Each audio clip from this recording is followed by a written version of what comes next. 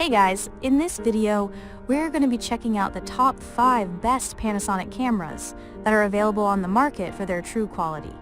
I made this list based on my personal opinion and hours of research and have listed them based on popularity, quality, price, durability, user opinions, and more. If you want to see more information and the updated price, you can check out the description below. And also, make sure to subscribe for more reviews. Okay, so let's get started with the video.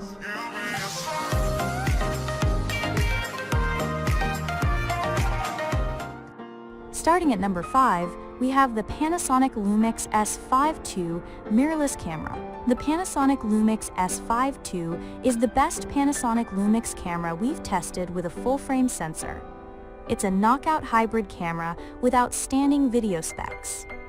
Features like open-gate 6K recording, vector scope functionality, and built-in heat vents to reduce overheating make it a videography powerhouse. That's not even mentioning its excellent in-body image stabilization, IBI system, and amazing ergonomics. It even improves on some of the biggest photography drawbacks of its predecessor, the Panasonic Lumix S5, with faster burst shooting and a new phase detection autofocus system that's especially effective in video mode. However, its implementation is less impressive for photography. Additionally, L-mount lenses can be quite expensive compared to lenses offered by competitors. If these aren't deal breakers, you'll find much to love about the S5 II. Moving on, at number 4, we have the Panasonic Lumix G9 II Micro Four Thirds camera.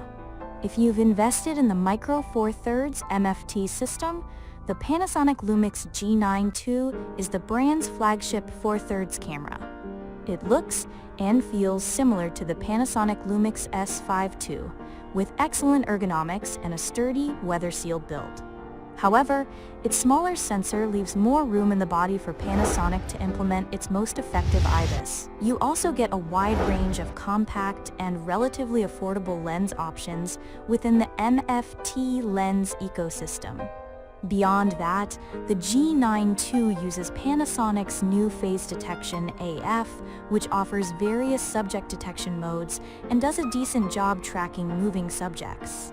The camera also features very quick burst shooting and has surprisingly advanced video specs for a photography-first camera, on par in many ways with the S5 II above.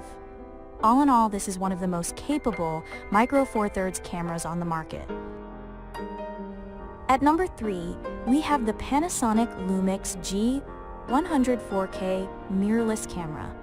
If all the talk of codecs and gamma curves went over your head, but you're still interested in shooting videos or vlogs, fear not. The Panasonic Lumix G100 is a great little vlogging camera that's more accessible to newcomers.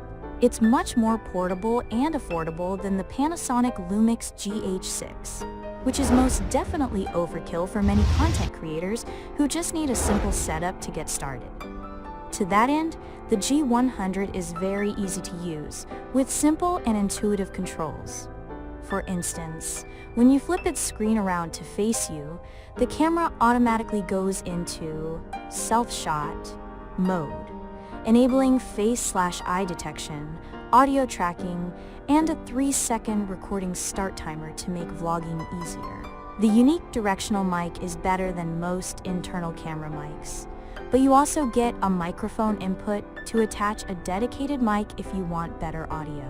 Just be aware that the 2x crop factor plus an additional crop in 4K can bring the frame pretty tight on your face unless you use an extension pole.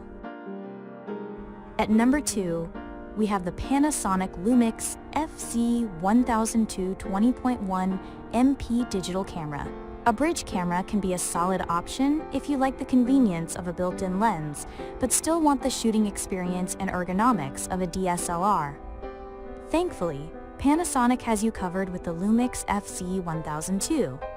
It's a solid all-in-one camera for casual or family photographers, with a versatile zoom lens and a wide full-frame equivalent focal range of 25 to 400 millimeters. That gives you a lot of room to shoot everything from far-off birds and wildlife to your daughter's soccer game. Naturally, you won't get the same image quality out of this camera as you would with one of the larger sensor options mentioned above. However, the camera features a 1-inch type sensor that puts it above the pack among bridge cameras.